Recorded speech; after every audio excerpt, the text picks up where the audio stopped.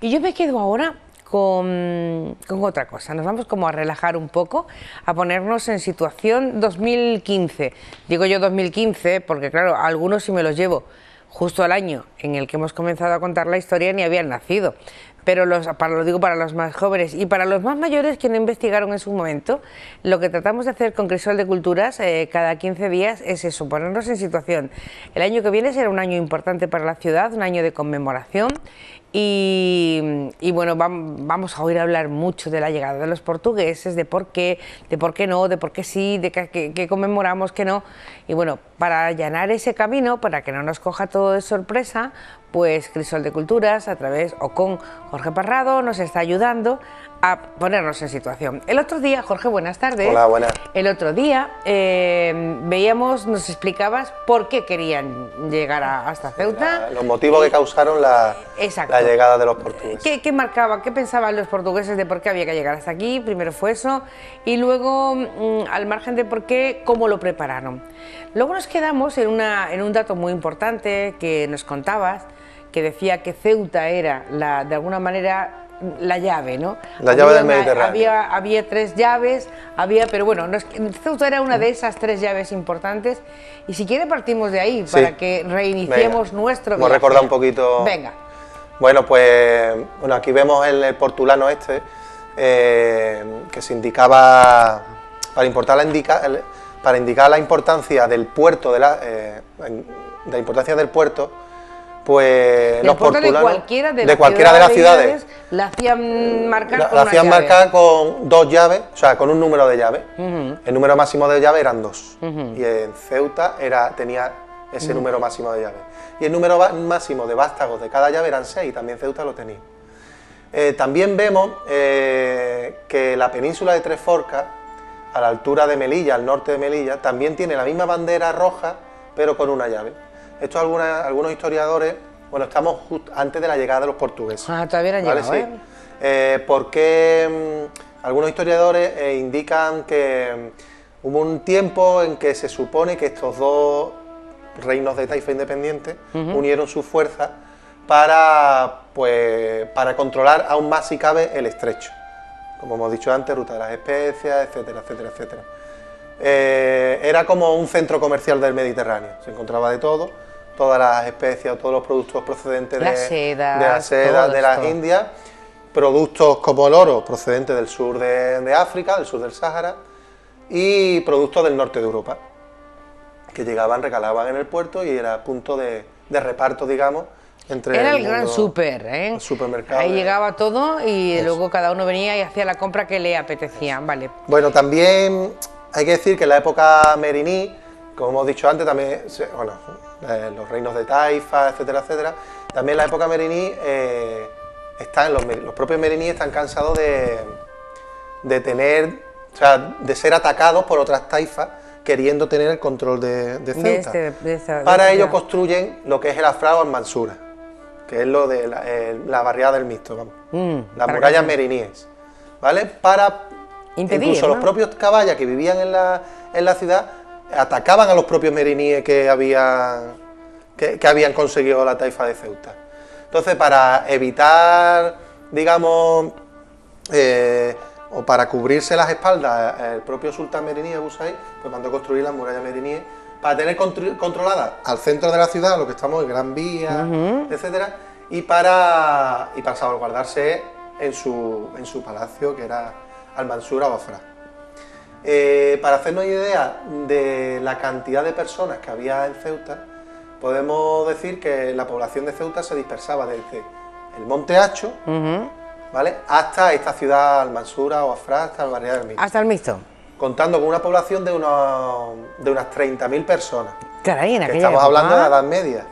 Si comparamos, 30.000 personas. Si comparamos con Sevilla o Málaga, teníamos más población que las dos grandes capitales de Andalucía. O sea, éramos como una pequeña capital independiente. Qué pena que no nos hayamos quedado así, ¿eh? De todo el comercio. No hemos sabido aprovechar nuestra historia en ese sentido. También estaba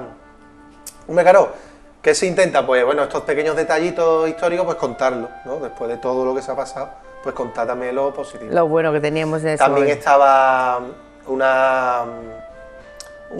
un ejemplo de ese poderío económico, social y cultural, pues había 2 madrasas en Ceuta, la madrasa la vieja y la Al-Jadida, la nueva, que la manda a construir también los meriníes, y que estaba justo enfrente del Palacio Autonómico, que posteriormente fue la Casa de Misericordia de los franciscanos.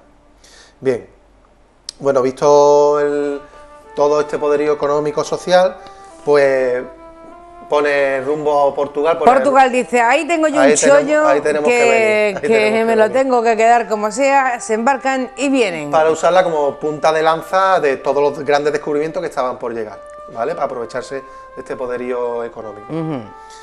Bueno, pues vemos un claro ejemplo de todas las expediciones portuguesas que tuvieron después de la llegada de los portugueses a Ceuta, llegando hasta las Indias, ruta que haciendo otro camino, digamos, para quedarse la hegemonía de esta ruta, de este comercio más largo, pero más seguro si cabe. ¿Por qué digo más seguro? Antes el camino era por el Mediterráneo, donde estaba la presencia de los piratas turcos del Mediterráneo, claro, que también abordaban esos barcos cargados de especias, etcétera, etcétera, etcétera. Bien.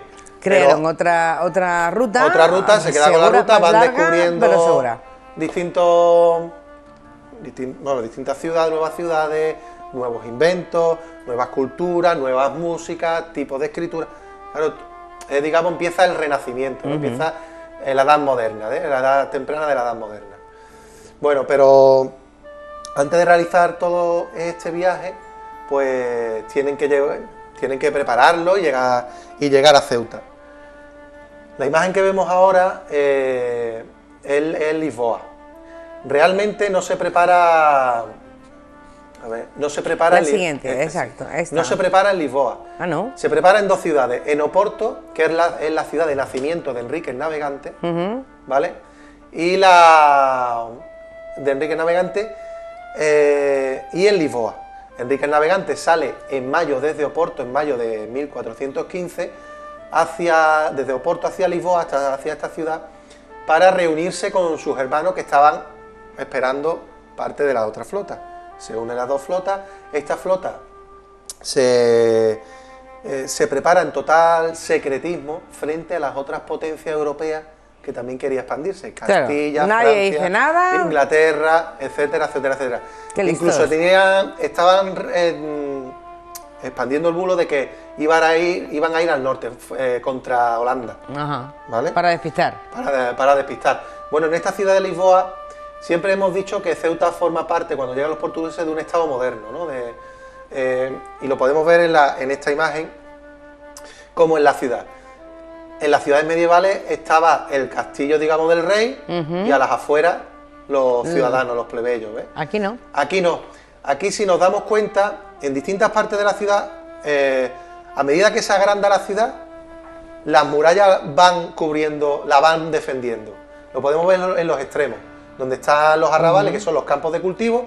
Vemos una primera línea, tanto a derecha como a izquierda. Si vamos más para adentro, hay distintas partes de muralla, no sé si se diferenciará. Sí. Y en la zona del puerto, un puerto amplio, que es la plaza del comercio, que es donde llegaba todos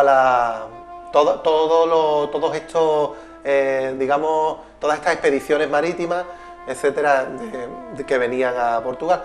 Y en este puerto también, antes de la salida, el 25 de julio, de Enrique el Navegante, Juan I de Portugal hacia Ceuta, pues también uno de estos barcos que están navegando, traen comercio, etcétera, pues llega la peste. Hay un gran número de muertos, e incluso la reina Filipa de Lancaster, que es la madre de los infantes y la mujer de Juan I de Portugal, pues fallece. Antes de fallecer, le teje a los infantes un pendón real, que es el primer pendón que traen antes de que Felipe II mandara el que tenemos en la Pero hay ciudad. uno primero, ¿no? Pero hay uno primero. De Doña Filipa. De Doña Filipa. Bueno, el número total de barcos y de hombres hay distintos números, según los libros que tú leas, pues. Según los autores, números. Cada uno lo califica, lo calcula de una manera. Entre 19.000 y 50.000 hombres. Claro, ¿Con qué te quedas? Ya te puede quedar, ese es el libro que yo me quedo, vamos, es que es, contando que las naos no eran barcos muy grandes, aunque fueran muchos, pero para transportar 50.000 hombres debería ser muchos barcos. Eran muchos, ¿eh? Fue una gran empresa naval, la verdad, pero... Entonces, claro, para habituallar o para preparar el habituallamiento de toda esta tropa, o preparar habituallamiento, la comida, vamos, diaria, mientras navegaban, pues en este tiempo se sacrifican muchas bestias, muchos animales, pero no se come esa carne se mete en salazones para estos barcos, y se come solo las tripas de los animales. Las tripas de los animales y se le llega a conocer a los del norte de Portugal como tripeiro. ¿Y qué comida se hace hoy en día? Por los callos, hijo, por los callos, de ahí viene todo, de ahí viene todo. Sí. Con lo bueno que están, si no fuera porque le añadieron los garbanzos, ya te diría yo, ¿eh? Bueno, ¿qué más? Pues, ¿por dónde vamos? Sale esta flota, bueno, esto es una pintura representando la salida de la flota portuguesa, sale el 25 de julio de 1415.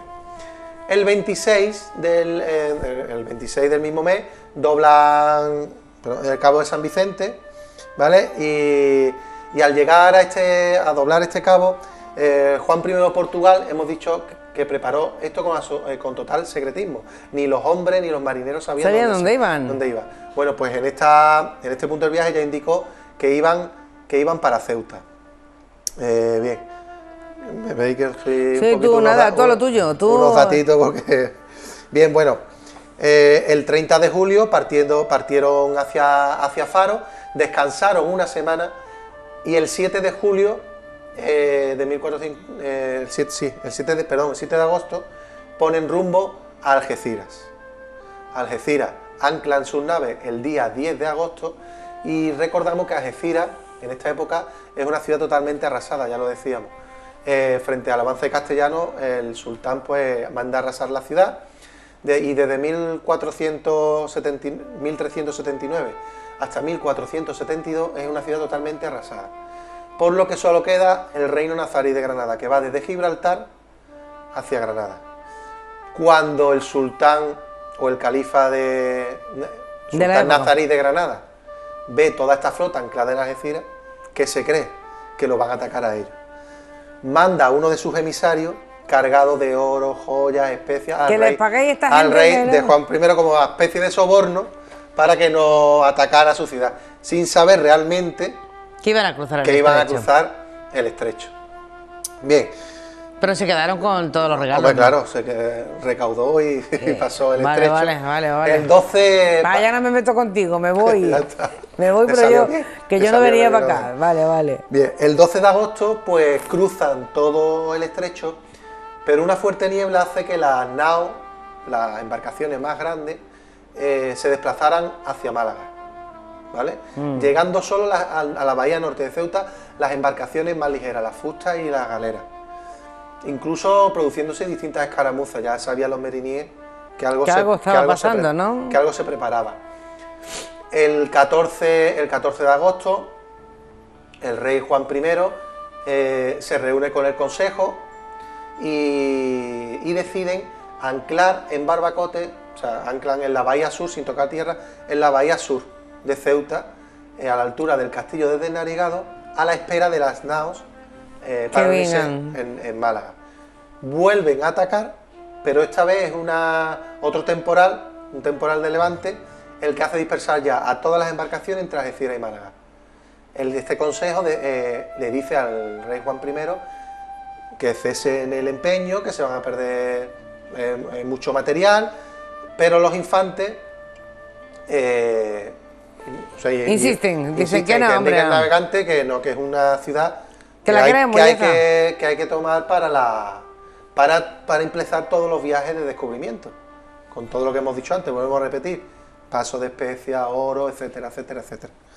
Bueno, pues el 21 de agosto, o sea, se vuelven a reunir, y el 21 de agosto de 1415, tras una maniobra de distracción que ahora lo explicaremos, pues Juan I de Portugal pues consigue pisar Ceuta en la playa de San Amaro. ¿Cuál es la maniobra de distracción? Bien, vemos que entraron por el Hacho, ¿vale? Por el Hacho, fueron desde la playa de San Amaro hacia el campo exterior. La maniobra de distracción fue la siguiente. Los infantes Duarte y Pedro, junto con el rey Juan I, se dispusieron con las naves o las embarcaciones más ligeras en la bahía norte de la Almina, en la bahía norte, ¿vale? Lo que es el puerto, donde está el parque marítimo del Mediterráneo, en esa zona. Vamos. ¿Para qué? Para engañar a las tropas meriníes de que ese iba a ser el ataque menos... Que ese iba a ser el ataque. Que ese iba a ser el ataque. ¿Quién está dando la vuelta, como vemos, a la maniobra de distracción? Enrique el Navegante con las naos, que son las naves de mayor capacidad de ataque. Las que de verdad se la van a montar, ¿no? Engañan a las tropas meriníes de que el ataque de la bahía norte va a ser el menos, digamos... El menos malo. El menos malo. Casi todas las tropas se van a la bahía sur para defenderla y le facilitan la entrada, digamos, a Listos los portugueses, ¿no? A Juan I de Portugal. Muy bien, muy bien. Bueno, yo hasta aquí podemos leer hoy. Hasta aquí podemos leer hoy, ¿no? Está bien. Y bueno, yo creo que de aquí a ha sido un poco interesante más que la... No, bueno, todo es interesante porque todos son datos y todos son historietas. Voy contando... más historias. Más historias, detalles, digamos. Hoy nos quedamos en que han llegado, en que han engañado a los nazaríes y que... A los meriníes, perdón, que han dado la vuelta, que se han ido a pelear a una esquina mientras que estaban entrando por la otra y ya llegan los portugueses. Sí, a partir de ahí, sabremos sabremos qué hacen, cómo desembarcan, cómo llegan, qué se encuentran. Qué tipo de vida llevan, claro, de 30.000 personas, pues baja la población, de dónde viene toda la... Otra vez empieza a atacar la ciudad para recuperarla. Lo dejamos para dentro de 15 días que volverá Cristal de Bordura. Jorge, gracias, muchas gracias. Jorge Parrado con nosotros para intentar contarnos qué hicieron, cómo llegaron, por qué quisieron venir los portugueses a Ceuta, por qué están en nuestros orígenes los portugueses. Mirando hacia atrás, ¿qué se dice?